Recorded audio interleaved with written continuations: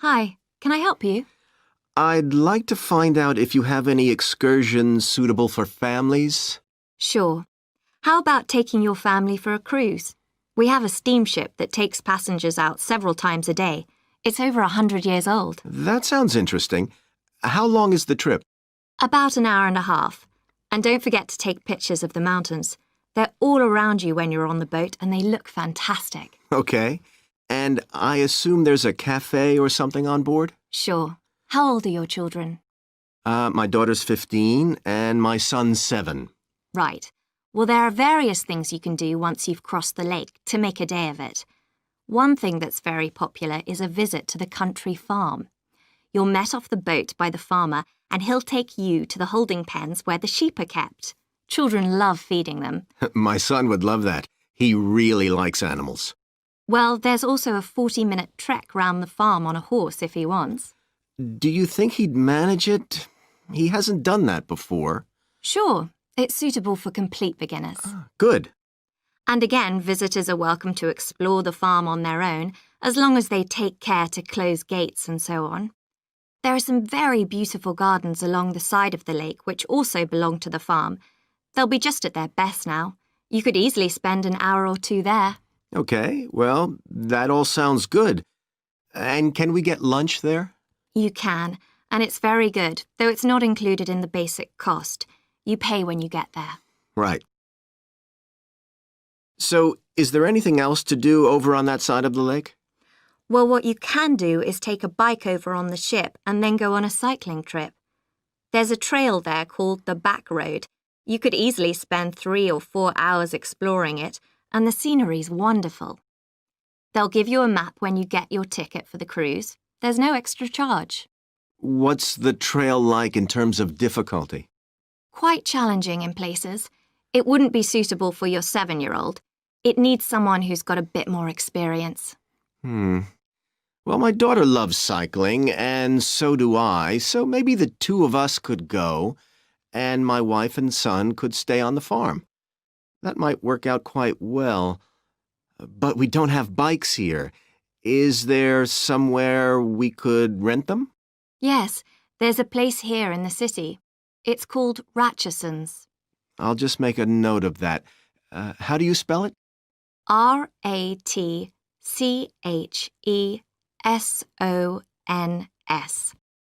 It's just by the cruise ship terminal. Okay. You'd also need to pick up a repair kit for the bike from there to take along with you, and you'd need to take along a snack and some water. It'd be best to get those in the city. Fine. That shouldn't be a problem. And I assume I can rent a helmet from the bike place. Sure, you should definitely get that. It's a great ride, but you want to be well prepared because it's very remote. You won't see any shops round there or anywhere to stay, so you need to get back in time for the last boat. Yeah. So what sort of prices are we looking at here? Let's see. That'd be 1 adult and 1 child for the cruise with farm tour. That's $117, and an adult and a child for the cruise only, so that's $214 altogether. Oh, wait a minute. How old did you say your daughter was? 15. Then I'm afraid it's $267 because she has to pay the adult fare, which is $75, instead of the child fare, which is $22. Sorry about that. That's okay. Good morning, everyone. My name's Joy Parkins, and I'm the restaurant manager. And I understand that none of you have had any previous experience as kitchen assistants. Well, you might be feeling a bit nervous now, but most of our kitchen assistants say they enjoy the work. OK, they might get shouted at sometimes, but it's nothing personal. And they're pleased that they have so many different things to do, which means they never get bored. And I'll tell you straight away that if you do well, we might think about moving you up and giving you some more responsibility. Right, well, you've all shown up on time, which is an excellent start. Now, I'm glad to see none of you have unsuitable footwear, so that's good. You need to be careful as the floors can get very wet and slippery. Those of you with long hair have got it well out of the way, but some of you'll need to remove your rings and bracelets. Just put them somewhere safe for today, and remember to leave them at home tomorrow, as they can be a safety hazard. Now, it's going to be a busy day for you all today. We don't have any tables free for this evening, and only a few for lunch. Fortunately, we've got our head chef back. He was away on holiday all last week, which meant the other chefs had extra work. Now, I'll tell you a bit more about the job in a minute, but first, some general regulations. For all of you, whatever your age, there's some equipment you mustn't use until you've been properly trained, like the waste disposal system, for example, for health and safety reasons. Then I think there are 2 of you here who are under 18. That's Emma and Jake, isn't it? Right, so for you 2, the meat slicer is out of bounds, and of course none of you are allowed to use the electric mixer until you've been shown how it works. Now, you may have heard that this can be a stressful job, and I have to say that can be true. You'll be working an 8-hour day for the first week, though you'll have the chance to do overtime after that as well if you want to. But however long the hours are, you'll get a break in the middle. What you will find is that you're on your feet all day long, lifting and carrying. So, if you're not fit now, you soon will be. You'll find you don't have much chance to take it easy. When someone tells you to do something, you need to do it straight away. But at least we do have a very efficient air conditioning system compared with some kitchens. Now, let me tell you about some of the people you need to know. So, as I said, I'm Joy Parkins, and I decide who does what during the day and how long they work for. I'll be trying to get you to work with as many different people in the kitchen as possible, so that you learn while you're on the job. One person whose name you must remember is David Field. If you injure yourself at all, even if it's really minor, you must report to him, and he'll make sure the incident is recorded and you get the appropriate treatment. He's trained to give basic treatment to staff himself, or he'll send you off somewhere else if necessary. Then there's Dexter Wills. He's the person you need to see if you smash a plate or something like that. Don't just leave it and hope no one will notice. It's really important to get things noted and replaced, or there could be problems later. And finally, there's Mike Smith. He's the member of staff who takes care of all the stores of perishables. So, if you notice we're getting low in flour or sugar or something, make sure you let him know so he can put in an order. OK, now the next thing we need to cover. OK, Stuart, we need to start planning our paper on public libraries. Have you thought of an angle yet? Well, there's so much we could look into. How libraries have changed over the centuries, for instance, or how different countries organise them. What do you think, Trudy? Maybe we should concentrate on this country and try and relate the changes in libraries to external developments, like the fact that far more people can read than a century ago, and that the local population may speak lots of different languages. We could include something about changes in the source of funding too. Yes, but remember we're only supposed to write a short paper, so it's probably best if we don't go into funding in any detail. Right. Well, shall we just brainstorm a few ideas to get started? OK. We obviously need to look at the impact of new technology, particularly the internet. Now that lots of books have been digitalised, people can access them from their own computers at home. And if everyone did that, libraries would be obsolete. Yes. But the digitalised books that are available online for free are mostly out of copyright, aren't they? And copyright in this country lasts for 70 years after the author dies. So you won't find the latest bestseller or up-to-date information. That's an important point. Anyway, I find it hard to concentrate when I'm reading a long text on a screen. I'd much rather read a physical book. And it takes longer to read on a screen. Oh, I prefer it. I suppose it's just a personal preference. I expect the libraries will go on evolving in the next few years. Some have already become centres where community activities take place. like local clubs meeting there. I think that'll become even more common. I'd like to think so. And that they'll still be serving their traditional function, but I'm not so sure. There are financial implications after all. What I'm afraid will happen is that books and magazines will all disappear and there'll just be rows and rows of computers. They won't look anything like the libraries we're used to. Well, we'll see. I've just had an idea. Why don't we make an in-depth study of our local public library as background to our paper? Yes, that'd be interesting. And raise all sorts of issues. Let's make a list of possible things we could ask about, then work out some sort of structure. For instance, we could interview some of the staff and find out whether the library has its own budget or if that's controlled by the local council. And what their policies are. I know they don't allow food, but I'd love to find out what types of noise they ban. There always seems to be a lot of talking, but never music. I don't know if that's a policy or it just happens. I've often wondered. Then there are things like how the library is affected by employment laws. I suppose there are rules about working hours, facilities for staff and so on. Right.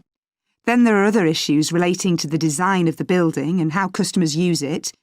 Like, what measures does the library take to ensure their safety? They'd need floor coverings that aren't slippery, and emergency exits, for instance. Oh, and another thing. There's the question of the kind of insurance the library needs to have, in case anyone gets injured. Yes, that's something else to find out. You know something I've often wondered? What's that? Well, you know they've got an archive of local newspapers going back years. Well, next to it, they've got the diary of a well-known politician from the late 19th century. I wonder why it's there. Do you know what his connection was with this area? No idea. Let's add it to our list of things to find out. Oh, I've just thought. You know, people might ask in the library about local organisations, like sports clubs. Well, I wonder if they keep a database, or whether they just look online. Right. I quite fancy finding out what the differences are between a library that's open to the public and one that's part of a museum, for example. They must be very different. Then something else I'd like. In public discussion of business, we take certain values for granted. Today, I'm going to talk about 4 of them: collaboration, hard work, creativity, and excellence. Most people would say they're all good things. I'm going to suggest that's an oversimple view. The trouble with these values is that they're theoretical concepts, removed from the reality of day-to-day business. Pursue values by all means, but be prepared for what may happen as a result. They can actually cause damage, which is not at all the intention. Business leaders generally try to do the right thing, but all too often the right thing backfires if those leaders adopt values without understanding and managing the side effects that arise. The values can easily get in the way of what's actually intended. Okay, so the first value I'm going to discuss is collaboration. Let me give you an example. On a management training course I once attended, we were put into groups and had to construct a bridge across a stream using building blocks that we were given. The rule was that everyone in the team had to move at least one building block during the construction. This was intended to encourage teamwork. But it was really a job best done by one person. The other teams tried to collaborate on building the structure and descended into confusion, with everyone getting in each other's way. Our team leader solved the challenge brilliantly. She simply asked everyone in the team to move a piece a few centimetres to comply with the rule, and then let the person in the team with an aptitude for puzzles like this build it alone. We finished before any other team. My point is that the task wasn't really suited to team working, so why make it one? Teamwork can also lead to inconsistency, a common cause of poor sales. In the case of a smartphone that a certain company launched, one director wanted to target the business market, and another demanded it was aimed at consumers. The company wanted both directors to be involved, so gave the product a consumer-friendly name, but marketed it to companies. The result was that it met the needs of neither group. It would have been better to let one director or the other have his way, not both.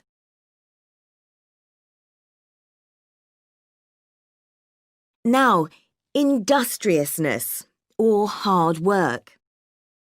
It's easy to mock people who say they work hard. After all, a hamster running around in a wheel is working hard and getting nowhere. Of course, hard work is valuable, but only when properly targeted.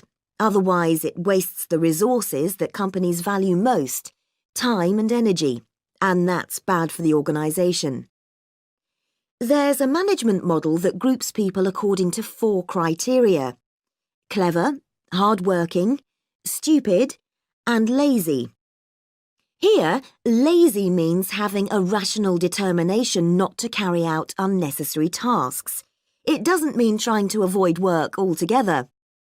Most people display 2 of these characteristics, and the most valuable people are those who are both clever and lazy.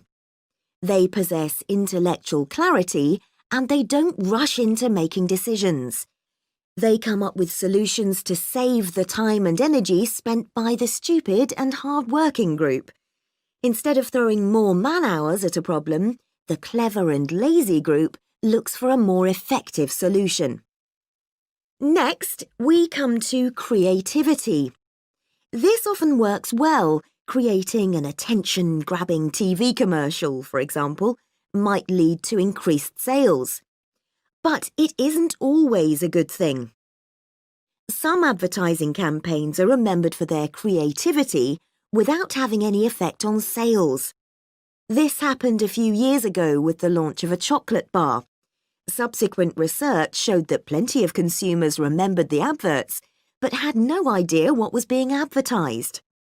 The trouble is that the creator derives pleasure from coming up with the idea and wrongly assumes the audience for the campaign will share that feeling. A company that brings out thousands of new products may seem more creative than a company that only has a few, but it may be too creative and make smaller profits. Creativity needs to be targeted to solve a problem that the company has identified. Just coming up with more and more novel products isn't necessarily a good thing. And finally, excellence. We all know companies that claim they strive for excellence, but it takes a long time to achieve excellence. In business, being first with a product is more profitable than having the best product. A major study of company performance compared pioneers, that is, companies bringing out the first version of a particular product, with followers, the companies that copied and improved on that product. The study found that the pioneers commanded an average market share of 29%, while the followers achieved less than half that, only 13%, even though their product might have been better. Insisting on excellence in everything we do is time-consuming, wastes energy, and leads to losing out on opportunities. Sometimes second-rate work is more worthwhile than excellence. Make sure it's excellent sounds like a good approach to business, but the just get started approach is likely to be more successful.